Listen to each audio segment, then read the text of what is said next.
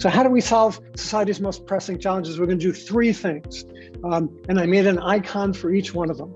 So the first one's connections, the second one is methods, and the third one is questions. Let me tell you what I mean by these things, okay? So by connections, I mean sharing data and people and expertise across sectors, from business and academia and government and others. We're going to share expertise. So if you run a commercial business, you can hire people that I could never hire. You can just pay them more. You can bring them closer to having a real impact on the world. But in a university, I can hire people you could never hire, like somebody who wants to spend 6 months proving a mathematical theorem or something like that. Even if it would be useful, it's hard to hire in the private sector. But when there's a flow of information back and forth, it makes us both better. So the first thing are connections among the people in sectors that are historically have often been much more separated than I think they should be. It's not only the people that should be connected, it's the data. So the social sciences, which I'm a social scientist. I study humans, people and groups and societies. We've had more data than ever before, which has produced spectacular progress. But we now have a smaller percent of the data in the world about the people that we study than ever before, because most of it's now locked up inside private companies and inside governments and inside other organizations. So think of the progress we can make by having more cross-sector cooperation. There's tons of data inside companies, which could be used for purposes other than the purpose for which it was collected. If we in academia and you in business and vice versa can find incentive-compatible ways of sharing in ways that don't get it in the way of the business, don't get in the way of the purposes of what you're doing, we then could access it for public good. Second are methods. What solves the problem are novel analytics. What solves the problem are different ways of analyzing the data. And if you don't know about those ways of analyzing the data, then you can't look at a data set and realize that there's potential there. So what I would love for you to do is even if you don't learn all the technology yourself, that's fine, but understanding the kinds of things that could be done if they were invented to get insights out of data is really the value. So the first thing is connections. The second thing are methods, the methods of analyzing data. And the third are questions. In business, they call it pivoting.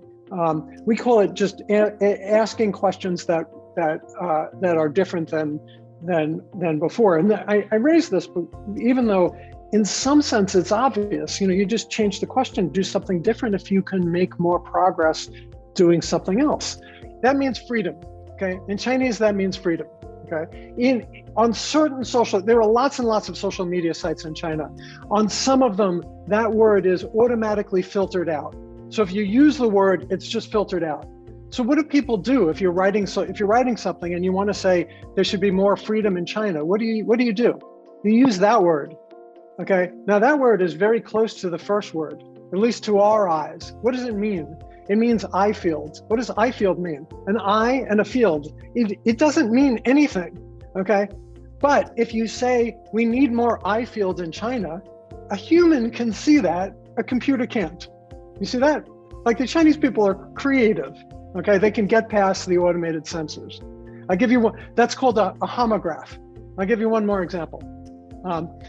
So this means a harmonious society, which is the official slogan of the Chinese Communist Party.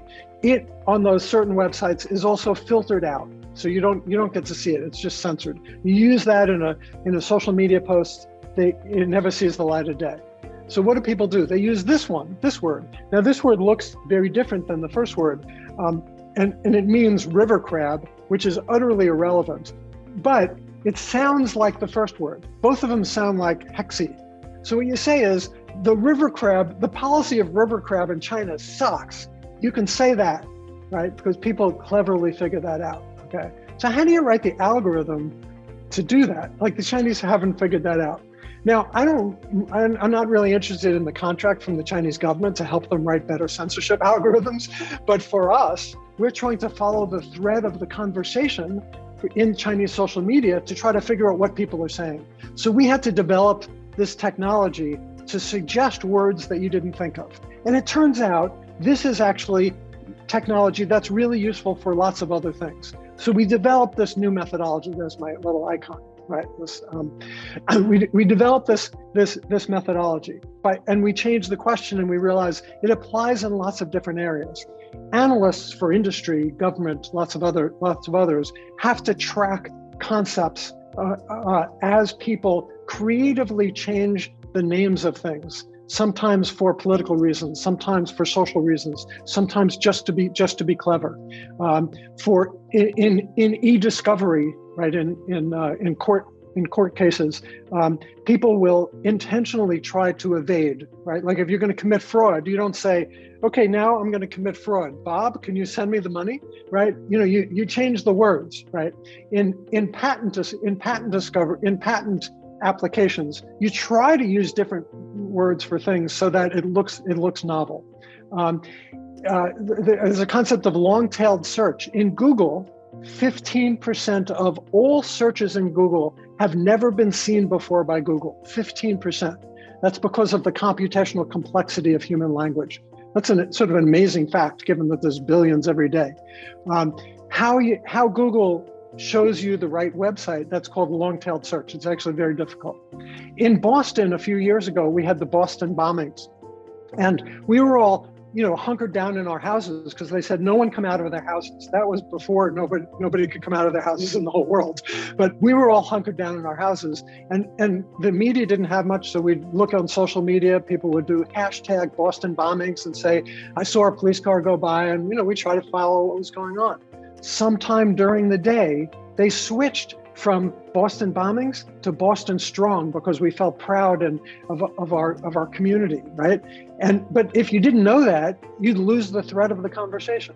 Well, it's the same technology can work with that, lookalike modeling and a variety of other areas.